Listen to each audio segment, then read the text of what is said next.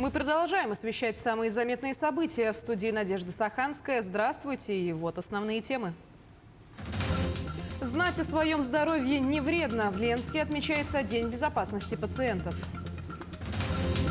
Восстановление лесного массива. Активисты акции «Экодежурный» по стране высадили более 100 деревьев сосны. Историческое переселение. Белый медвежонок «Алмаз» переезжает в Хабаровский зоосад. Якутянка Анна Макарова оказалась в числе 5 погибших альпинистов, совершавших восхождение на Эльбрус на высоте 5400 метров. Анна Макарова была другом многих альпинистов республики. В 2018 году она участвовала и помогала в проведении ежегодного фестиваля экстремального туризма. По данным МЧС, в ходе поисково-спасательной операции группа альпинистов на горе Эльбрус удалось спасти 14 человек. Их эвакуировали на поляну Азау, на ратраках и передали медикам. Оставшиеся 5 членов группы погибли. Спасатели работали в сложнейших условиях. При видимости не более метра, порывах ветра от 40 до 70 метров в секунду, сильных осадках и температуре до минус 20 градусов. На 24 сентября выявлено 195 новых случаев коронавирусной инфекции. Так, в столице региона зафиксировано 119 случаев. В Мегино-Кангаласском районе 9, в Нерюнгринском, Сунтарском и Чурапчинском районах по 7. В Среднеколымском и Усть-Алданском районах по 5 заболевших, в Ленском и Хангаласском по 4. Еще в 16 районах Якутии зафиксировано от 1 до 3 случаев заражения. Из 195 случаев надо отметить, что лица старше 60 лет составляют порядка 19%. Надо напомнить, что у нас действует указ главы о том, что лица старше 60 лет должны находиться в самоизоляции либо на дистанционном месте работы. Кроме того, зарегистрировано 41 случай детей, из них до года 3 случая, от 1 до 6 лет 10 случаев, от 7 до 14 20 случаев и от 15-17 8 случаев. Конечно, надо отметить, что сегодня дети не подвержены вакцинации, поэтому еще раз напоминаю, что вакцинацию детям следует провести от гриппа. Уже есть доказательная база, что грипп также защищает, в том числе и от ковида. Наиболее легкие течения происходят как раз у людей, вакцинированных от ковид плюс грипп, и у людей, которые в свое время привились привинаром. Поэтому настоятельно рекомендую обращаться в вакцинальные пункты, проводить вакцинацию для того, чтобы избежать массового заражения. В Ленской центральной районной больнице на этой неделе отмечается День безопасности пациентов. В рамках акции проходят различные мероприятия. Так, врачи женской консультации проводят для своих пациенток лекции на тему безопасной медицинской помощи матерям и новорожденным. Также акушеры-гинекологи рассказали молодым мамам о имеющихся программах поддержки. Например, женщины, вставшие на учет на ранних сроках, получают дополнительную выплату при рождении ребенка. Помимо этого, на протяжении всего срока с беременными, кому это необходимо, работает психолог. Отметим, что вся вышеперечисленная работа проводится ежедневно, а не только в объявленную декаду.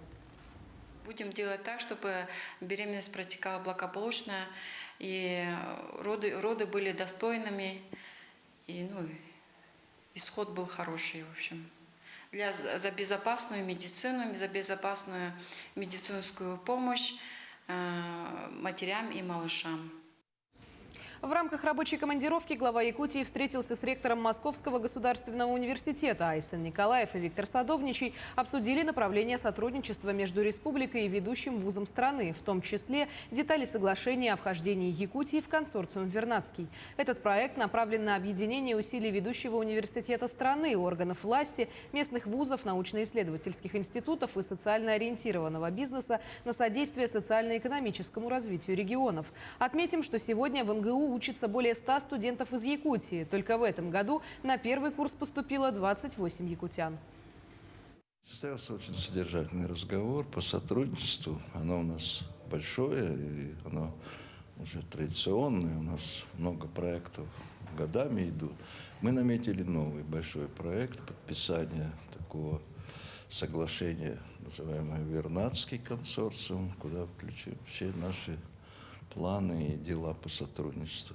Подписание соглашения о вхождении в консорциум «Вернадский», о более тесном взаимодействии наших научных организаций, в том числе НОТ-Север с Московским госуниверситетом, об использовании новейших подходов и научных, и уже таких инжиниринговых каких-то вещей именно для развития Якутии. В Якутске проходит научно-практическая конференция «ВИТИМ. История села. История Якутии». Выставка посвящена 400-летию поселка. Кроме того, также была представлена и фотовыставка «1 век из жизни Витима», которая позже будет отправлена в Москву в ноябре в постоянное представительство Якутии. Подробнее о мероприятии расскажет наша коллега Саргалана Неустроева. Саргалана, приветствую. Как проходит конференция? Приветствую, Надежда. Конференция буквально началась около минуты назад. Мы еще не успели послушать доклады, но предполагаю, что это будет очень интересно. Практически все доклады носят научно-практический характер, какие-то культурные и исторические исследования, а также и исследования в области развития промышленности поселка. Подробнее о докладах нам рассказал протоиерей Анатолий Астафьев, один из участников конференции. Предлагаю послушать. Достаточно хорошо знаю сам поселок, современную жизнь поселка, историю знаю поселка.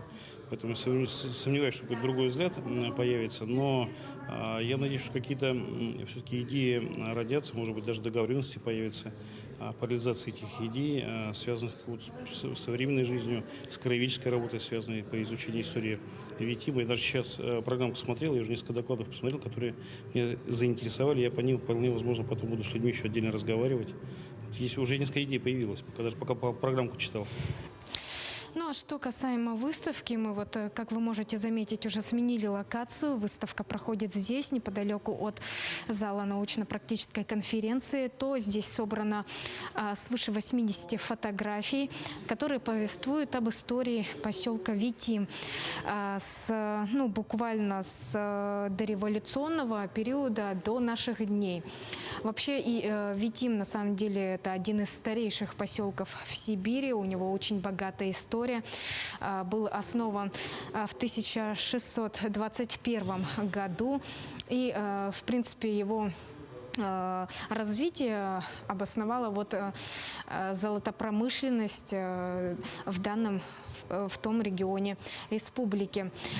Как уже правильно сказала моя коллега Надежда, выставка буквально последние дни свои проводит в республике и уже совсем скоро будет отправлена в Москву. Поэтому сегодня, наверное, последний день, когда можно воочию собственными глазами увидеть эти уникальные фотографии истории поселка, которые запечатлели жизнь, быт обычных людей, тамошнюю архитектуру. Это все очень интересно и, конечно, приглашаем посетить, тем более, что посетителей не так уж и много, но соблюдение санитарных норм и требований обязательно. А к этому часу у меня все. Надежда. Благодарю, Саргалана. Напомню, с нами на связи была наша коллега Саргалана Неустроева. А мы переходим к другим темам. Сегодня активисты российского движения школьников и воспитанники кадетской школы высадили более 100 деревьев сосны. Посадка произвелась в рамках всероссийской экологической акции «Экодежурный по стране». Юные активисты озеленили прилегающую территорию Якутской кадетской школы-интерната. Высадка сосен реализуется при поддержке Минмолодежи и Министерства экологии республики. Ежегодный экологический проект 2 раза в год проводит российское движение школьников. В апреле текущего года участниками акции стали более 60 тысяч учеников из 75 регионов страны. Они собрали более 60 тонн мусора. В этом году мы являемся амбассадорами проекта на Дальнем Востоке, Республика Саха-Якутия. Мы приняли эстафетную палочку от Иркутской области и далее передаем Ленинградской области. То есть она идет по регионам, по 8 регионам пройдет, но медийные такие акции пройдут. Мы стараемся восстановить лес, потому что очень много сгорело лесов, даже животные некоторые сгорели вместе с ними. Садим деревья для нашей природы, для наших лесов, чтобы животных стало больше и чтобы развивалась Якутия.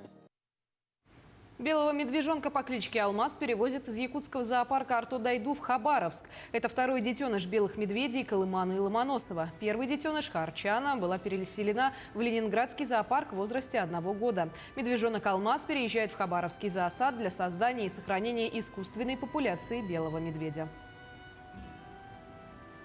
Что делать с дикими животными, которые оказались в беде? В этом году после обширных пожаров в Якутии пострадала и флора, и фауна. Раненые звери и птицы чаще стали появляться возле населенных пунктов. В подобных ситуациях животных отлавливают и помещают в специальные центры реабилитации.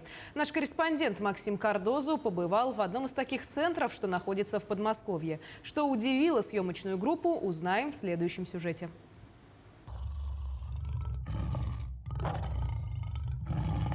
Львы, верблюды, краснокнижные соколы, павлины – кого здесь только нет. Ощущение, что ты находишься в зоопарке. Но это далеко не так. Все местные обитатели оказались здесь из-за того, что им нужна была помощь.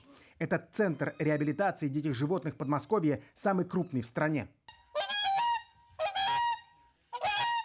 Но в основном сюда попадают травмированные животные, основная масса – это птицы. На сегодняшний день здесь содержится больше 500 голов животных именно вот в рамках государственного контракта. Это и львы, и волки, и рыси, и приматы, и змеи.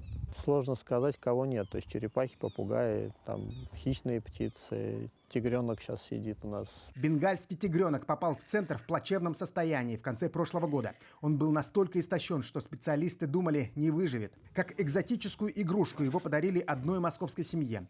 Хищник начал расти, и от него решили избавиться.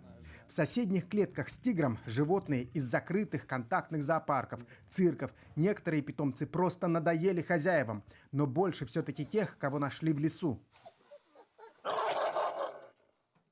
Жители местных деревень прекрасно знают об этом центре и уже самостоятельно приносят животных, которых находят в лесу и которым необходима помощь. Вот, например, этот кабанчик появился здесь месяц назад, и когда его принесли, он был совсем крохотный, в 3 раза меньше. Ну вот, растет.